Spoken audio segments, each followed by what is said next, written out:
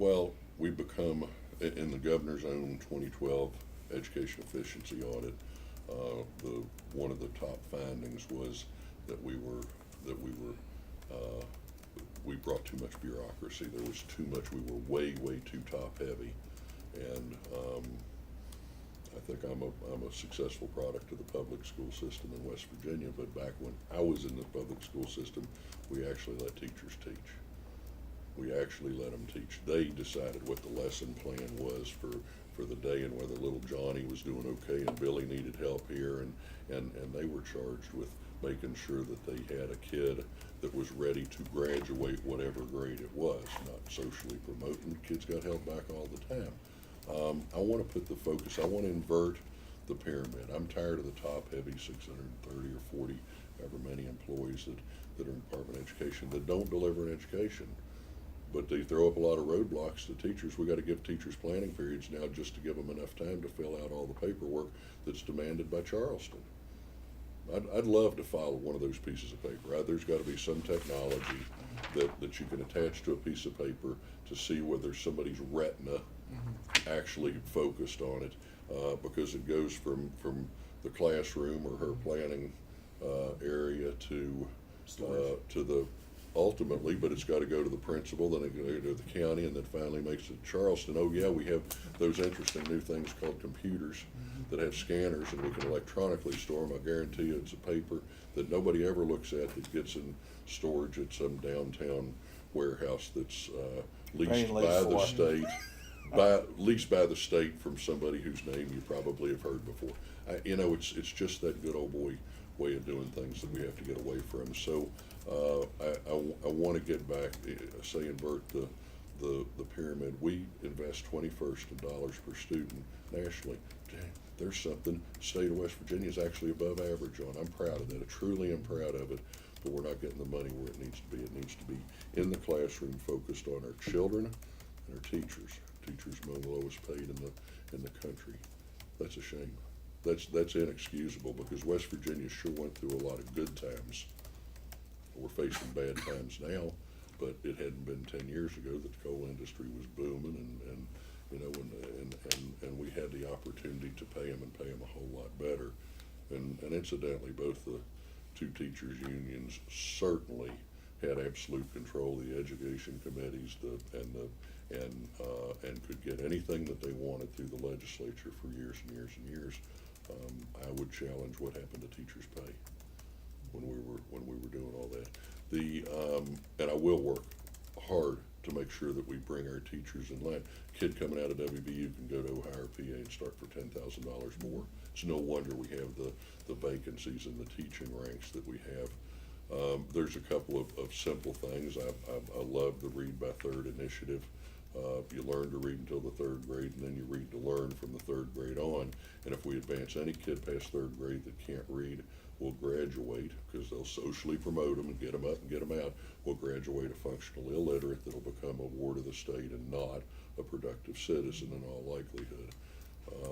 Every kid doesn't have to go to college. I think it's a little bit of a misnomer that we've had for a long time.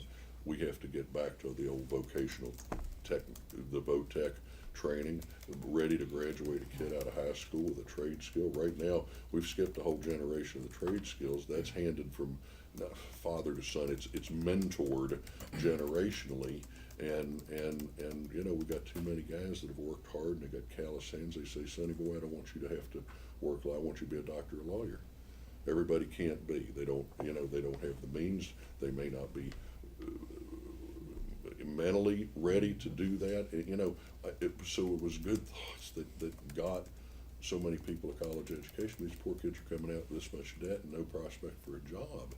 And I think that we need to help identify the kids that are more likely need to come out with something that they can do, graduate high school and have a marketable trade. There's also computer coding classes. There's things that we can do. We're working with Microsoft right now and other software developers that, these kids can get certifications that, in their high school training, and they can come out of high school, and as long as they got high-speed broadband, they can work for anybody around the world right from their own, from their homes. So, and that's a marketable skill. We have to get solid behind our two-year technical community colleges, and they need to partner. They need a seat at that 501 in our public-private partnership, so that business can say, I need somebody to graduate with this skill exactly. I'll work with you on the curriculum, and together we'll educate a workforce that can come straight to work for, for that company. But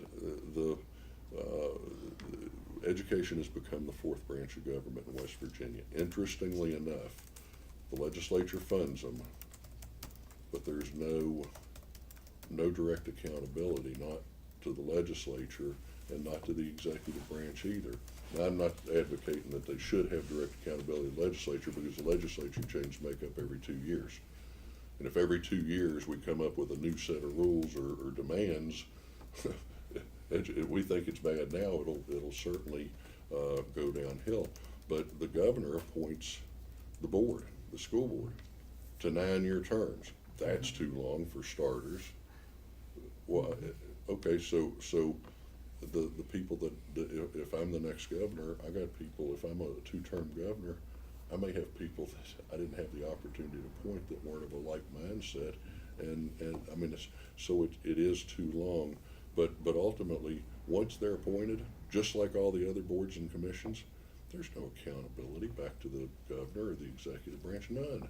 They just go off and do what they think is going to be best. The legislature holds the purse strings, but how does that headline read? Well, if you don't do this, we're going to cut your funding. Legislature cuts funding, hates our kids. I mean, there's a disconnect there, and I do have thoughts, and we're working through. Some of them may take constitutional changes, but I think there's certainly examples of states that have been very, very successful in education that we can model after. We don't have to reinvent the wheel here.